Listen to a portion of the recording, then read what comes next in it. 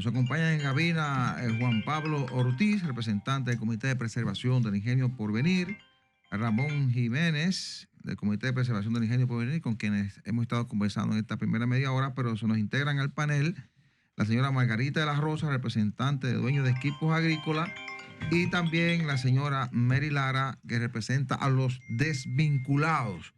Miren, antes de la pausa, le decía que me interesaba hablar de las proyecciones del rendimiento, ¿verdad?, del Ingenio Porvenir, y que me llamaba la atención este cuadro que usted me ha presentado, donde muestra una caída estrepitosa de la cantidad de caña molida por el ingenio, ¿verdad? Una caída que en el 2018 representaba por 300.000 toneladas, ¿verdad?, molida. En ese momento también la oferta era de unas 500.000 toneladas, pero eso cayó al 2024 a menos de 100.000 toneladas molidas y unas casi 400.000 toneladas ofertadas. Me gustaría saber que habláramos de esta situación, que necesitamos en el nivel de, o que usted nos dé más detalles del nivel de rendimiento, lo que esta caída representa,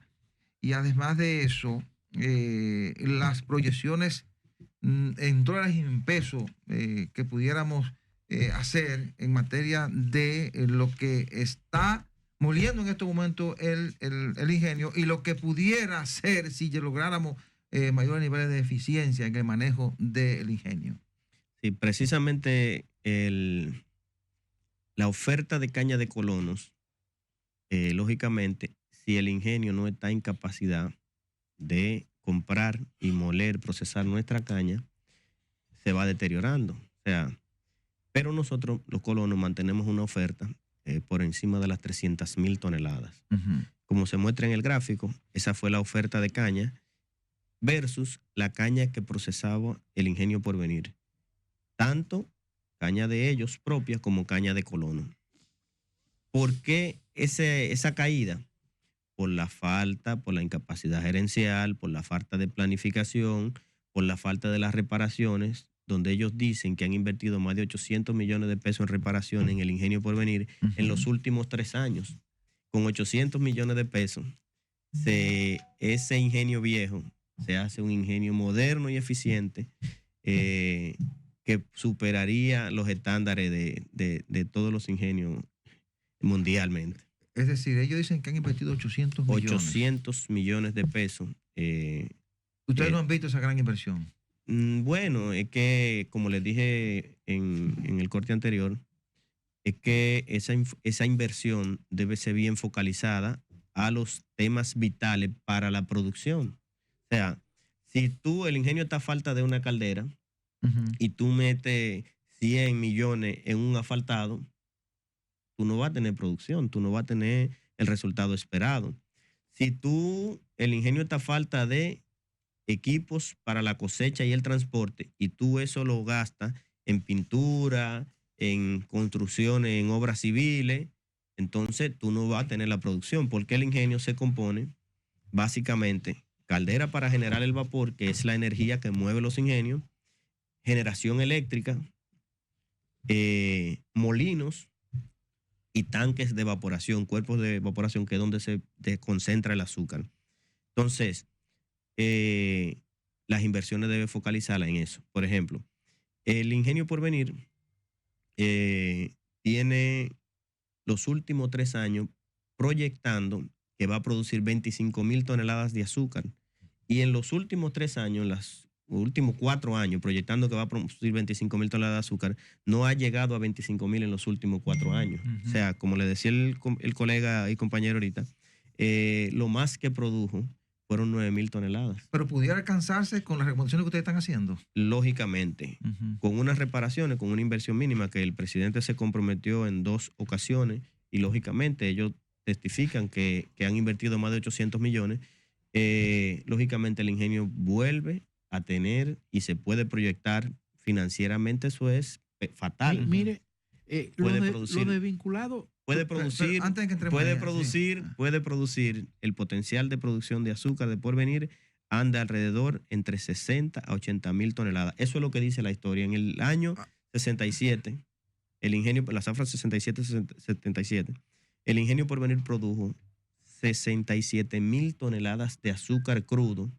y procesó 72.000 de azúcar refino. ¿Y a qué atribuye usted que no se hagan las inversiones que ustedes están recomendando para recuperar la capacidad de producción o alcanzar la proyección, la producción que se estima que pudiera lograr este ingenio? Bueno, eso se reduce en falta de gerencia, ineficacia, inoperancia, porque lo demás estaríamos especulando si hay temas de corrupción, si hay temas de algún interés malsano en desaparecer la industria azucarera nacional, estatal, porque la industria azucarera privada sigue viento en popa, sigue con resultados financieros excelentes. Entonces, ¿usted lo reduce solo a la mala gerencia o cree que pudiera haber intereses oscuros detrás de esto para hacerse un ingenio por venir? No se puede descartar porque no se entiende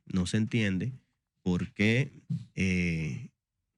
no se toman las decisiones, por qué no se hacen las reparaciones en el tiempo prudente, por qué no se avanza con el tema de la mecanización, por qué se sigue queriendo descalificar a los colonos, a los productores de caña de azúcar, se sigue queriendo descalificarlo hasta en lo personal.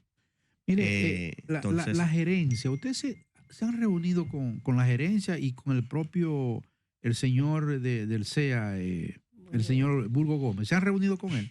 Con el señor Burgos Gómez la comunicación es reducida porque el señor Burgos Gómez no es un secreto. Es manejable. Ese señor es un déspota. No hay comunicación viable y no es una queja de nosotros los productores, sino de la mayoría. A Burgos Gómez, si usted va a una reunión con él, usted va con un guión que él plantea, su agenda de él. O sea, no importa el tema que tú lleves, es lo que él quiere. Pero los macorizanos yo no he visto que salen a la luz pública a protestar ni a nada. Parece que todo eso está bien. Y los desvinculados le pagó sus prestaciones también. El día de la reinauguración del Ingenio Porvenir, que no le vemos sentido porque lo único que hicieron fue un asfaltado y una pintura,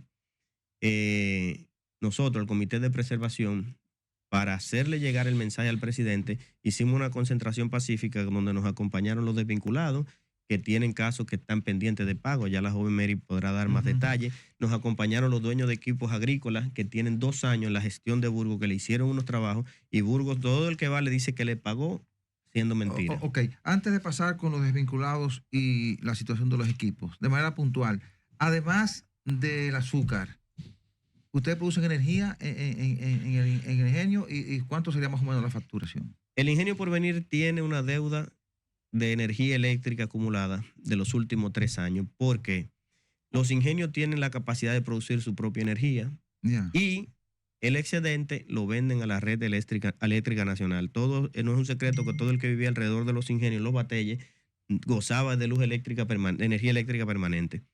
El Ingenio Porvenir tiene más de 3 años que no genera 1 kilovatio hora porque no han reparado los generadores. El Ingenio Porvenir tiene una capacidad de generación de unos 6 megas. Consume 2.500 megas y pasa a la red eléctrica nacional, lo que le ayuda a balancear la facturación que tienen. Tienen una deuda acumulada. Tienen una deuda acumulada. 30 millones de pesos. Tienen una deuda acumulada de más de 30 millones de pesos. Wow. Y por eso lo prendieron el día que fue el presidente. Le hicieron un bulto al presidente, un allante al presidente. Inmediatamente al día siguiente, el ingenio lo apagaron. Y desde el día 9 del mes pasado hasta hoy, el ingenio no ha podido pasar de las 58.000 toneladas de caña molida que llevan este año, que es un desastre. No han podido pasar de ahí. Bueno, ¿qué cantidad de equipos tenemos en estos momentos en el ingenio? ¿Cuál es la situación de ellos? Buenas. Yo estoy en representación de los dueños de equipos agrícolas privados que laboraron la tierra del Ingenio Porvenir. Nosotros teníamos como le dicen, un contrato de trabajo. Sí. O sea, estaban trabajando aproximadamente 12 dueños de equipo, incluyéndome.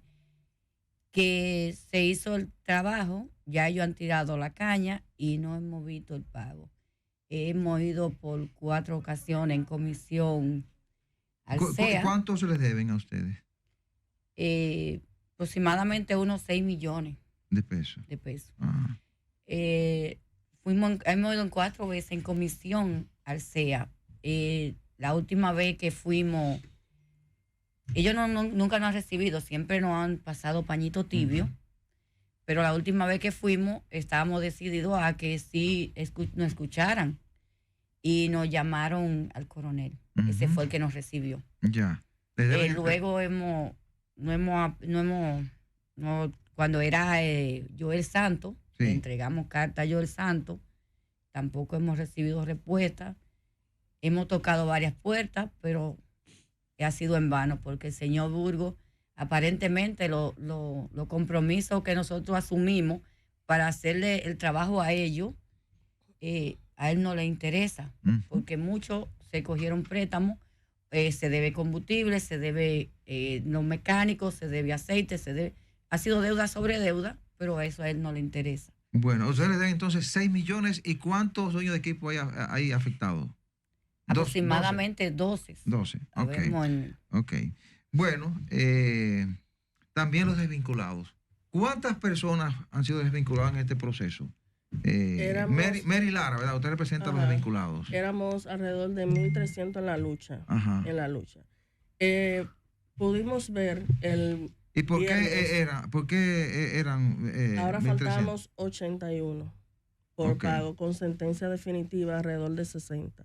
Tenemos sentencia definitiva porque tenemos sentencia a fallo y el señor Burgos apela toda la sentencia ganada. Entonces ya tenemos segunda sentencia ya definitiva ganada también. Del 81 tenemos alrededor de 60 ya con sentencia definitiva, aún así él no nos paga. Pudimos ver en una segunda ocasión que remodeló la institución, la oficina principal, la inauguró por segunda vez, ahora este viernes pasado con el presidente, donde le hicieron una entrevista con relación a nosotros y él nos acusó que éramos alrededor de 3.700 vagos, nos acusó de vagos que teníamos alrededor de 8, 10 y hasta 40 años de labor en la institución. O sea, nosotros trabajamos en distintos gobiernos. Entre esos 81 que faltamos por pagar, también hay PRMistas de este gobierno, que eran las personas que trabajaban con el señor César Cedeño. Durante 2 años trabajamos también. Y pudimos ver cómo él nos demigró, que si fuera en otro país que estuviera, ¿no?, a él le cabe doble demanda, porque nosotros tuvimos daño físico, porque nos apresaron, nos golpearon, emocional, porque ahora en esa entrevista él deja entender que nosotros también fuimos corruptos, por eso nos tiró a la calle. Porque desde que él diga que solamente de todos los desvinculados él dejó los justos, lo que hacían las cosas correctas, nos está acusando de ladrón. De esos 1.300 desvinculados, usted cita la cantidad que han logrado ya sentencia definitiva, pero ¿a cuántos de esos 1.300 le han pagado sus prestaciones? O a lo que nos demandaron. Y fue mediante Hacienda, no por voluntad de él. Porque el señor Jochi Vicente es el que nos ha dado el mayor apoyo. Que ahora estamos reuniéndonos con un representante de él para tratar de seguir pagando. Y él ha sido el que ha hecho el mayor esfuerzo, porque el señor Burgos dice que el SEA no tiene dinero, pero vive remodelando, vive haciendo eventos. Tenemos comunicaciones donde gastó millones en lo que fue el evento del Porvenir y el evento que hizo el viernes con el presidente. Entonces, para nosotros él no tiene dinero. Puntualizando, esos 1.300 solamente quedan 80 y están luchando en los tribunales. 81. Y ya tenemos sentencia ganada y definitiva, aún así él no lo paga. Entonces, finalmente. Perdón, José María. A ustedes, dentro de 2 años, ¿dónde ustedes ven al ingenio más o menos, si sigue así? Precisamente ese es el gran temor. Porque para privatizar, para el Estado declararse mal gerente, requiere demostrar deficiencias como la que está pasando por venir. Pero es tanto el impacto económico y social del ingenio que nosotros estamos queriendo defender y proteger su preservación. Es la institución, el corazón de San Pedro de Macorís es el Ingenio Porvenir. Entonces, declararse mal gerente no es la solución. Nosotros estamos mirando que el Ingenio Porvenir requiere la lucha no solo de los productores, sino del comercio y de todas las fuerzas vivas de la provincia para salvarlo. Porque si se sigue ese derrotero, desaparece. Bueno, ustedes han presentado un cuadro de deterioro del Ingenio Porvenir, que si no se interviene, pues lógicamente será muy difícil que se recupere. ¿Cuáles serían las recomendaciones finales de ustedes? Bien, miren, nosotros nos reunimos a finales del 2022 con el presidente Abinader y le planteamos lo que entendíamos que era la solución más viable, que era que el Ingenio Porvenir, y así como el ingenio también de Monteplata, de su ciudad, el ingenio que empezaron a hacer en Chirinos en la gestión pasada, en el gobierno antepasado, que pasaran a un fideicomiso tripartito, que el gobierno, el Estado preservara su patrimonio, recibiera beneficios, los productores, que aportamos el 70-80% de la materia prima que ahí se consume y se procesa, y algún inversionista, empresa privada o institución financiera que aportara el capital para hacer un consenso de administración, una figura que permita que eso esté bien administrado y dé resultado. Que esa gerencia que se componga sea en base a capacidad y resultados, mediante concursos, y que así poder entonces hacer las inversiones necesarias para la adecuación, reparaciones y actualización del ingenio y sus procesos, una buena planificación para la cosecha, que eso es vital, una buena planificación para la cosecha y la siembra de completar la caña que necesita para llegar a su potencial óptimo del ingenio, la mecanización de todas las labores de cultivo, y eso pondría al ingenio en condiciones de sustentar la economía de esas 5 provincias que ya hemos mencionado y de todas esas familias que hacen vida, que su economía básica depende de la industria azucarera estatal. El presidente, muy atinado, dio instrucciones, acabando de entrar Burgos Gómez, le dio instrucciones de que creara esa figura, ese fideicomiso. Y el señor Burgos Gómez lo engavetó y pidió que le dieran la oportunidad de demostrar que él podía. El presidente, en una ocasión, como ella mencionó, nos reunimos con el ministro de la Presidencia en ese momento, el licenciado Joel Santos, y él nos respondió y nos dijo, bueno, pero es que esto es un asunto, esto es negocio, y los negocios son en base a resultados. Burgos pidió que le dieran la oportunidad. Ya tiene su 4ª zafra y no muestra los números, lo dicen. Esos números, ojo, no lo dice Juan Pablo Ortiz. Esos números son los que están publicados en la página oficial del Instituto Nacional Azucarero, INAZÚCAR. Esos números están, lo pueden consultar, esas son las fuentes y esas son las proyecciones que ellos se han comprometido y son los resultados que ellos han obtenido. Entonces, presidente, el presidente Luis Abinader es una persona muy capacitada, que es una persona que tiene una sensibilidad humana y es un gerente, es un gran gerente, es un economista. Esto es negocio, este es nuestro negocio, es de lo que vivimos, es de lo que mantenemos nuestra familia, es de lo que... Entonces necesitamos resultados. No pedimos que nos regalen el ingenio, no pedimos que... No, pedimos resultados, y esos resultados tienen que ser con las personas idóneas. Hemos tenido lastimosamente que en estos 4 años, en estos 2 últimos periodos, el periodo pasado y del presidente Abinader, no han atinado con la persona idónea, con un cañero. Lastimosamente tuvimos el fallecimiento de una figura que fue director del CEE en 2 ocasiones, el señor Manolín Báez. Era un pilar de la industria azucarera. Entonces, lastimosamente no pudo volver a asumir, pero hizo las recomendaciones de César Cedeño, que también es colono, es de una familia de tradición cañera, pero no no tuvo resultados y, peor aún, la decisión funesta de el señor Burgos Gómez, que ha hecho todo lo contrario para que el ingenio tenga buenos resultados y la industria azucarera. La intercesión de la presidencia de la República es tan importante que hay cifras que yo no lo hemos mencionado, pero es tan crítica que déjeme decir una cosa: el costo de producción de una libra de azúcar el año pasado en manos del señor Burgos fue de 750 pesos una libra de azúcar. El costo de producirla. O sea que ahí se metieron gastos. ¿Y el costo normal de producir una libra de azúcar cuánto es?